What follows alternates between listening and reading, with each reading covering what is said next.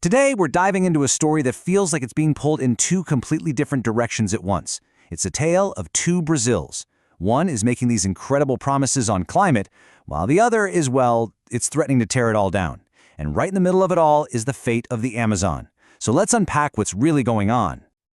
So, picture this. On one hand, you have the city of Belém. Not long ago, Brazil was there, hosting UN climate talks and, taking a victory lap for its amazing success in cutting down deforestation. It really looked like a massive win. But then, you travel 1,600 kilometers to the capital, Brasilia, and it's like you're in a different country. A totally different story is unfolding, where lawmakers are cooking up a plan to undo every bit of that progress. So, yeah.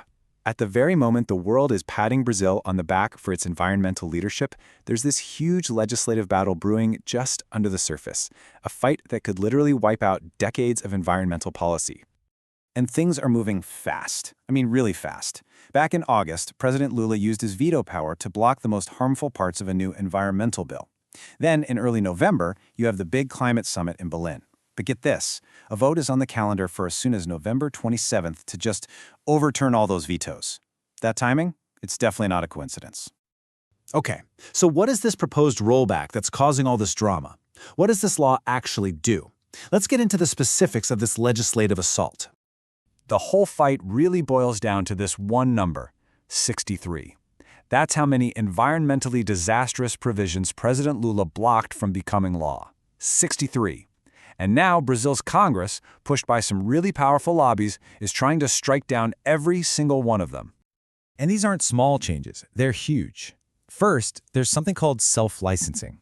It would basically let companies give themselves the green light for projects like mines, dams, and oil drilling. Yeah, they'd be checking their own homework. Then there's fast tracking, which means major projects could just skip essential environmental reviews altogether. It also carves out massive exemptions for the farming sector. And maybe most critically, it would strip indigenous communities of their right to have a say on projects happening on their traditional lands. Lands that, by the way, make up about a quarter of the entire Amazon. So, you can see how this sets the stage for a massive political showdown. You've got these two very, very different visions for Brazil's future colliding head-on. On one side of the ring, you have Brazil's Environment Minister Marina Silva. She's not mincing words. She calls this a severe weakening of the country's environmental protections, a setback that dismantles policies that took decades to build. For the government, this is a total disaster in the making. But on the flip side, supporters see this totally differently. Take the governor of Mato Grosso do Sul. He argues that the current rules are just roadblocks to development.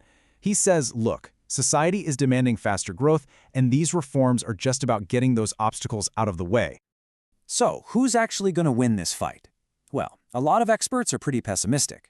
The consensus seems to be that President Lula's administration is actually in a very weak position here. They just may not have the political muscle to stand up to the powerful agricultural and industrial lobbies that have so much influence in Congress. And this is where we have to zoom out, because this isn't just some internal political squabble in Brazil. The outcome of a single vote in Brasilia could have absolutely profound consequences for the entire planet. The reason this is so critical comes down to this terrifying concept, the Amazon tipping point. This is the threshold scientists have been warning us about for years. It's the point of no return, where so much of the rainforest is gone that the whole ecosystem just collapses, setting off a chain reaction that we can't stop. And here's how that nightmare scenario plays out. These new laws could unleash mass deforestation. That in turn causes the forest's own rain cycle to break down. Without the rain, the lush rainforest starts to die off and turn into a dry, grassy savanna. As it dies, it releases billions of tons of stored carbon right into the atmosphere, which, you guessed it, just speeds up global warming for all of us. So because the stakes are just so incredibly high, what happens next could completely reshape Brazil's standing in the world. Everyone is watching. The potential international fallout is huge. You've got a congressman from President Lula's own party warning that this is very bad for Brazil's image. It could also put huge international commitments, like the Paris Agreement, in jeopardy.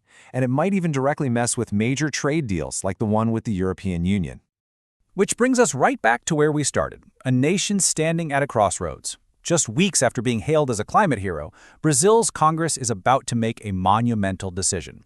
And the question for all of us is, will that next move be one that protects the planet, Or will it be the one that pushes us all a little bit closer to a point of no return?